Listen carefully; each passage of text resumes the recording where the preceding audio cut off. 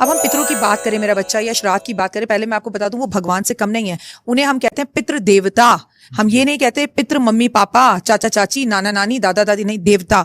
मतलब ये कहा जाता है कि अगर आप भगवान से कोई अर्जी लगाते हैं और मांगते हैं कि हमें कुछ चाहिए, तो पहले भगवान भी आपके पितरों से पूछते हैं, हाँ भाई तेरा ध्यान रखा था, कोई श्राद्ध, कोई तर्पण, कुछ छोड़ते हैं तेरे बच्चे, कोई अमावस पे किसी ब्राह्मण को भोजन कराते हैं, बताओ तुम्हारे बच्चों की अर्जी है, ये करें कि नहीं करें। लाइक अ प्रिंसिपल हमारे पितरों का आशीर्वाद हमें मिलता है।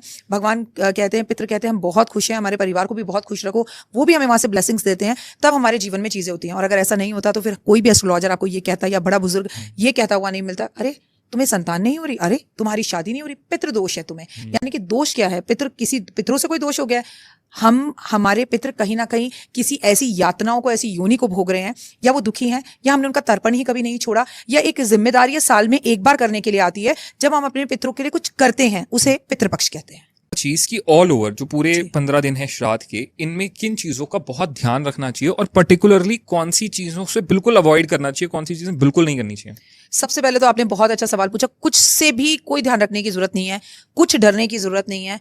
आप अपनों के बहुत करीब हो। मैंने अपने फादर को खोया when I was in class 6। मैंने अभी रिसेंटली अपनी सासू माँ को खोया है। मैंने करीबन 10 साल पहले अपने ससुर जी को खोया है। तो जो लोग जा चुके होते हैं ना, ये दुर्भाग्य हमारा, हमें उनके जाने के बाद उनकी कदरों का पता लगता है। बेटा वो सब लोग इस वक्त धरती पर होते हैं, आपके बहुत पास होते हैं, आप उन एनर्जीज को फील कर सकते हो, बिल्कुल वैसे ही जैसे आपके घर के पड़ोस में भी कोई अगरबत्ती जलाए तो वो खुशबू आपको आती है। तो वो जब धरती पर है, ये समय बुरा कैसे हो सकता है? पर आप उस समय पे, मैंने आपसे कहा ना कि आप तो चलो भाई पिक्चर देखने चलते हैं, अजय देवगन की पिक्चर आई है, चलो भाई ये करते हैं, सब करिए, मैं आपको मना नहीं कर रही, लेकिन ये समय उनकी सेवा का है। हमसे क्या होता है, जाने अनजाने में बहुत सी आप रील्स देखते होंगे, माँ बाद में फोन करता हूँ, माँ मीटिंग में हूँ, माँ मीटिंग में हूँ। एक दिन माँ ही चली जाती है, बच्चा उसके पास बैठ के रोता है।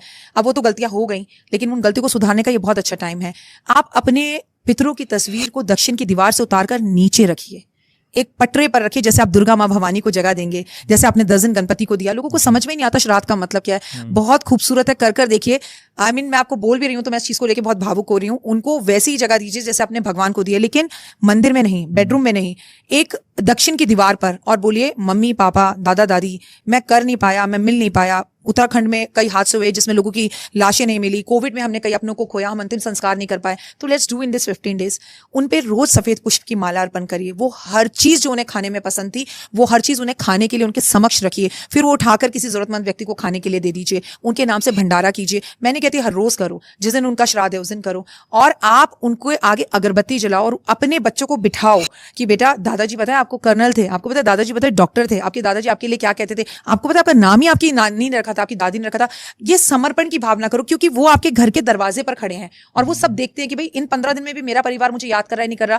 उनकी फेवरेट दोस्तों को बुलाओ, घर पर चाय पार्टी रखो, पापा का श्राद्ध है आप जरूर आइएगा खाने, आज मैंने पापा के श्राद्ध पर कीर्तन रखा है, आज मैंने पापा के श्राद्ध पर भागवत रखी है, ब्राह्मणों को 5 बुलाकर भोजन करा लो, बेवजह कराओ। पीपल के पेड़ पर रोज उनके नाम का जल दो, क्योंकि बहुत से लोग ऐसे जो पीपल के पेड़ पर आते हैं गलत योनियों में होते हैं। और आप उस पीपल के पेड़ पर रोज जाके नमस्कार करो, मैं अपने पितरों को प्रणाम करता हूँ, और दिया जलाओ, वो खुश होते हैं, आशीर्वाद देते हैं।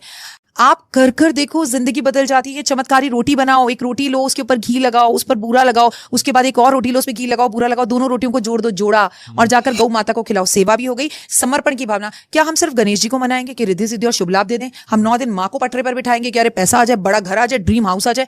अरे जिनकी वजह से हम धरती पर हैं, इससे खूबसूरत तो कोई दिन नहीं हो सकते। उन्हें याद करने के लिए, उनके रहते हुए जो उनको नहीं किया उनके लिए वो करने के लिए, अपने पश्चाताप करने के लिए और माफी मांगने के लिए, this is the best day. और अगर आपके पितर मान गए ना, तो भगवान भी आपको सब देने के लिए मतलब मजबूर हो जाते हैं कि देना ही पड़ेगा भाई, उसके पितर कह रहे हैं।